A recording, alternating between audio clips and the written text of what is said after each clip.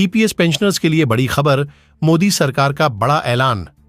Pensioners ने कहा कि प्रधानमंत्री मोदी ने हमारी समस्या के समाधान के लिए आंदोलन कर रहे नायक अशोक राउत को दो बार आश्वासन दे चुके हैं।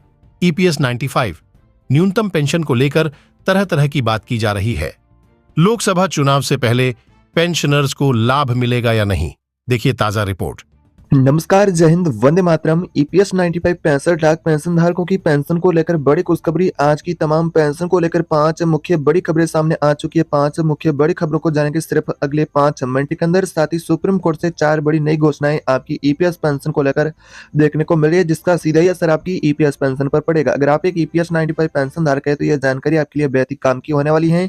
यह बदलाव यानी कि डीएस से लेकर के महंगाई भत्ते के साथ ही पेंशन भुगतान तक होने जा रहा है। तो इसका आपको क्या लाभ मिलेगा, कौन से पेंशन धारकों को लाभ मिलेगा, कितनी बढ़ेगी आपकी पेंशन, साथ में अन्य कौन सी सुविधाएं आपको मिलेगी, तो इन तमाम महत्वपूर्ण जानकारी को वीडियो के अंदर विस्तार से जानेंगे। 10 साल बाद ईपीएस 95 पेंशन धारकों को पहली बड़ी सौगात मिलने जा रही है सुप्रीम कोर्ट से। तो क्या सुप्रीम कोर्ट ने फैसला किया है, इस खबर की आखिरी पूरी सच्चाई क्या है, किन पेंशन धारकों को बढ़ी हुई पेंशन अब से मिलेगी, तो आप इस वीडियो को आखिर तक देखते रहिएगा। साथ ही अभी तक आपने इसी चैनल को सब्सक्राइब नहीं किया है तो चैनल को सब्सक्राइब कर दीजिएगा। अगर आप नए आए तो चैनल को सब्सक्राइब कर बेल आइकन को भी ऑल पर प्रेस कर देना है, ताकि आपकी ईपीएस पेंशन से जुड़ी तमाम महत्वपूर्ण नई जानकारियां मिलती रहे। तो आज दिन भर की सबसे बड़ी खबर देखने को मिली है मीडिया रिपोर्ट के अनुसार कि आप सभी ईपीएस 95 पेंशन धारकों की पेंशन की बढ़ोतरी अब होने वाली है। तो कब होगी, कितनी होगी पेंशन में बढ़ोतरी, तो सरकार का ऐलान हो चुका है कि ईपीएस और ओपीएस को लेकर जो पेंशनर्स की टेंशन है वो खत्म होगी और पेंशन धारकों को 10 साल बाद मिला असली न्याय, यानी कि असली आपको न्याय मिलने जा रहा है। तो क्या न्याय होने वाला है आपकी पेंशन को लेकर, सभी पेंशन धारक उनके लिए जानकारी बहुत ही काम की होने वाली है। तो कौन से 2 नए ऐलानों पर सहमति बनी है और सुप्रीम कोर्ट से बड़ा यानी कि पेंशनर्स को तोहफा मिला है।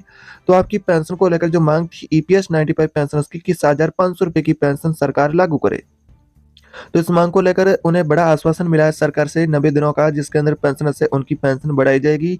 7,500 रुपए की पेंशन है वो लागू की जाएगी। तो पेंशन धारकों को यानी कि सुप्रीम कोर्ट से मिला बड़ा शानदार सौगात पेंशन को लेकर अभी यानी कि 5 मिनट पहले की बड़ी खबर मीडिया रिपोर्ट के अनुसार देखने को मिली है। लेकिन सुप्रीम कोर्ट से ऐसी फिलहाल आधिकारिक जानकारी नहीं जारी हुई है कि आपकी पेंशन के फैसले पर हस्ताक्षर हो चुके हैं और दोनों फैसलों को लेकर सहमति मिल गई हो, या फिर आपकी डीए हाई की लिस्ट जारी हो चुकी है। तो इस तरह का कोई भी फैसला अभी तक आधिकारिक जानकारी के अनुसार नहीं मिला है। तो फिलहाल इस तरह की मीडिया रिपोर्ट के अनुसार पेंशन को लेकर जानकारी देखने को मिली है कि सरकार न्यूनतम पेंशन या तो 7,500 रुपए करेगी या फिर न्यूनतम पेंशन को नौगुना करेगी। तो फिलहाल मीडिया रिपोर्ट के अनुसार एक और भी अपडेट देखने को मिली है। 7,500 पेंशन के अलावा यहाँ पर 9,000 रुपए की पेंशन को लेकर सरकार तैयारी करने जा रही है। सरकार के निर्देशों के बाद कर्मचारी भविष्य संगठन यानी कि ईपीएफओ ने इस बारे में एक बाकायदा प्रस्ताव तैयार किया है। इस प्रस्ताव में सिर्फ 65 लाख पेंशन धारक ईपीएस के उनकी पेंशन की बढ़ोतरी को लेकर कहा गया है। तो क्या आपकी पेंशन अब नौगुना आपको मिलेगी, तो सरकार न्यूनतम पेंशन नौगुना करने जा रही है, इस तरह की जानकारी बताई जा रही है कि इस बारे में श्रम मंत्रालय के प्रस्ताव पर मंगलवार को यानी कि बोर्ड बैठक में चर्चा होगी। सूत्रों के मुताबिक इस प्रस्ताव पर मुहर लगने के बाद सरकार लोकसभा चुनाव से पहले न्यूनतम पेंशन को 1,000 रुपए से बढ़ा करके 9,000 रुपए कर सकती है। सरकार की रकम यानी कि जो पेंशन को लेकर है, जो आपकी मांग है कि सरकार पेंशन को लेकर 9 गुना की बढ़ोतरी करे या फिर 7,500 रुपए पेंशन है जो लागू करे। तो इन तमाम जो दोनों मांगे पेंशनर्स की जारी हैं, जिसमें कि ज्यादातर पेंशनधारक 9,000 रुपए की मांग करे, 7,500 रुपए की पेंशन को लेकर भी मांग जारी है। यानी कि पेंशन की बढ़ोतरी के पीछे सरकार का मकसद है कि पेंशन धारकों को सामाजिक सुरक्षा बढ़ोतरी के साथ ही उन्हें मिले, यानी कि उनका सामाजिक सुरक्षा का दायरा बढ़े। वैसे कि पेंशन धारक है जो वर्तमान में 1,000 रुपए की पेंशन में उन्हें उनका जीवन यापन भी नहीं होता है, जिसके कारण उनकी मांग जारी है कि सरकार पेंशन में बढ़ोतरी करे। तो मौजूदा आंकड़ों के मुताबिक इसी बढ़त से एम्प्लॉय पेंशन स्कीम यानी कि ईपीएस 95 65 लाख पेंशन धारक है, उन सभी को इसका सीधा ही फायदा मिलेगा।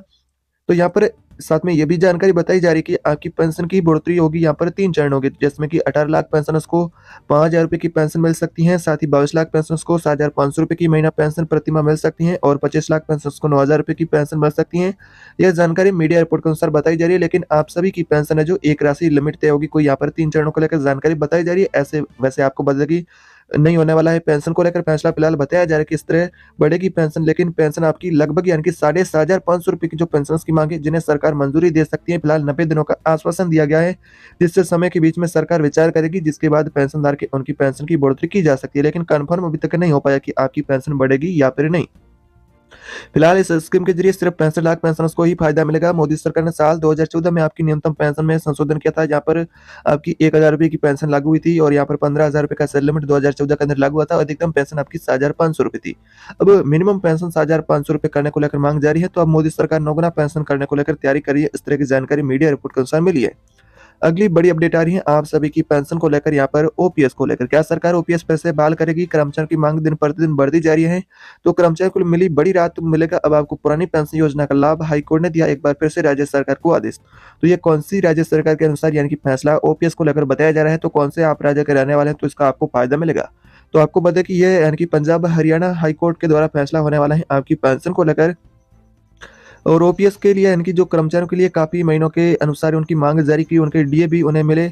और वैसे कि उनकी ओपीएस को लेकर पेंशनर्स की एक प्रमुख मांग काफ़ी लंबे समय से बनी है कि ओपीएस को फिर से बहाल किया जाए। तो वैसे में पंजाब के सरकारी कर्मचारियों के लिए राहत भरी खबर देखने को मिली है। पंजाब हरियाणा हाईकोर्ट ने कर्मचारियों के लिए पुरानी पेंशन योजना के मामले में महत्वपूर्ण फैसला सुनाया। इस तरह की मीडिया रिपोर्ट के अनुसार जानकारी देखने को मिली है। इसके तहत अब 2004 से पहले नियुक्त हुए और बाद में नियमित हुए कर्मचारियों को पुरानी पेंशन का लाभ मिलेगा। हाईकोर्ट ने राज्य सरकार को आदेश दिया कि अगले 4 महीने के अंदर कर्मचारियों को ओपीएस का लाभ दिया जाए। ये मामला आखिर ये पूरा क्या है? जैसा कि पंजाब हरियाणा हाईकोर्ट में पंजाब के विभिन्न विभागों के कर्मचारियों की ओर से ओपीएस को लेकर कई याचिकाएं दाखिल की गई थी और पंजाब सरकार को इन्हीं यानी कि पुरानी पेंशन योजना का लाभ अगले 4 माह में जारी करने को लेकर हाईकोर्ट ने आदेश दिया है। इसमें सुरजीत सिंह अन्य एडवोकेट रंजीवन सिंह के माध्यम से हाईकोर्ट को बताया था कि राज्य सरकार द्वारा पंजाब के विभिन्न विभाग, बोर्ड, कॉर्पोरेशन आदि में जो कच्चे कर्मचारियों के तौर पर नियुक्त किया गया था, उनकी नियुक्ति 2004 से पहले भी थी, लेकिन उन्हें नियमित 2004 के बाद किया था, लेकिन ओपीएस का उन्हें लाभ फिलहाल नहीं दिया जा रहा है। तो सरकार ने यह जवाब दिया। तो याचिकाकर्ता द्वारा नियमित होने के बाद हाईकोर्ट में याचिका दाखिल करते हुए पुरानी पेंशन स्कीम का लाभ देने की अपील की थी, जिस पर जनवरी में हाईकोर्ट ने सुनवाई करते हुए सरकार को जल्द इस संबंध में फैसला लेने को लेकर आदेश दिए थे। लेकिन सरकार ने पंजाब सरकार की ओर से दलील की गई याचिकाओं को नियमित करते हुए नियम व शर्तें रखी जिसके अनुसार इससे इनकार नहीं कर सकते हैं। तो हाईकोर्ट ने सरकार को अगले 4 माह के अंदर यानी कि 4 माह का जो समय दिया है, उसी के अंदर कर्मचारियों को ओपीएस का लाभ देने का आदेश दिया है। इसके बाद फिर हाईकोर्ट ने पंजाब के विभिन्न विभागों के कर्मचारियों की ओर से दाखिल की गई याचिकाओं को स्वीकार किया और कहा कि इसमें अन्य मामले में हाईकोर्ट पेंशन को लेकर स्थिति स्पष्ट कर चुका है और इस मामले में सुप्रीम कोर्ट में पंजाब सरकार की अपील भी खारिज हो चुकी है। ऐसे में जब एक निर्णय पंजाब सरकार स्वीकार कर चुकी है, तो वह सभी मामलों में किया जाना चाहिए। तो हाईकोर्ट ने पंजाब सरकार को अगले 4 माह का समय दिया है कि याचिकाकर्ताओं को पुरानी पेंशन को यानी कि जो लाभ है वो सरकार जारी करे। यदि कोई कर्मचारी 2004 से पहले नियुक्त हो, भले ही वह तिथि के बाद नियमित हुआ, तो लेकिन वो पुरानी पेंशन का हकदार होगा। तो जानिए ओपीएस वर्सेस एनपीएस में आखिर क्या अंतर होने वाला है। तो ओपीएस में कर्मचारियों की रिटायरमेंट होने के बाद आखिरी मूल वेतन और महंगाई भत्ते की आधी रकम बतौर पेंशन तब उम्र यानी कि उन्हें पूरी उम्र यानी कि जो दी जाती है रिटायरमेंट के बाद, जो उनका जो सेवा होता है, सेवा काल के दौरान जो यानी कि पेंशन रिटायर्ड होता है, तो उसके बाद उनको आधी रकम है जो सैलरी की उन्हें दी जाती थी ओपीएस के अंदर।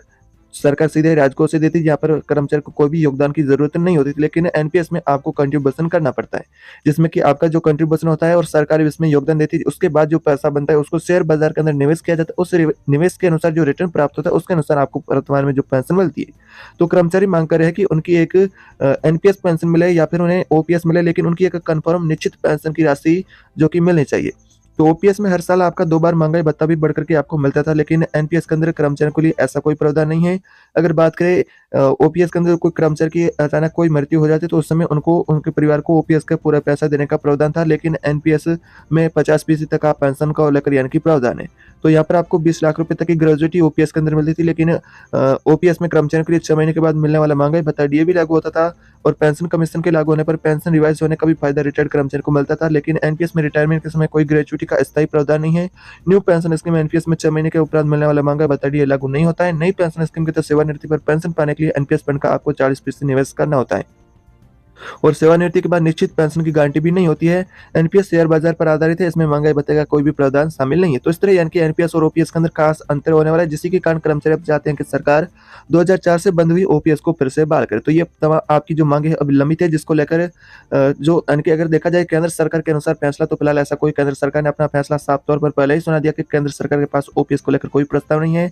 एनपीएस रिव्यू के लिए कमेटी बनाई थी, वो कमेटी की रिपोर्ट सौंपी जाएगी। उस रिपोर्ट के अनुसार एनपीएस में बदलाव होगा या फिर नहीं होगा वो तय किया जाएगा। लेकिन फिलहाल केंद्र सरकार ने अपने यानी कि अनुसार कोई भी फैसला ओपीएस को लेकर नहीं जारी किया। यह राज्य सरकार द्वारा यानी कि पंजाब हाईकोर्ट के द्वारा जो पंजाब हरियाणा के रहने वाले कर्मचारी उनके लिए जारी बताया जा रहा है फैसला पंजाब हरियाणा हाईकोर्ट के द्वारा। तो इस तरह की आपके लिए खबर होने वाली है।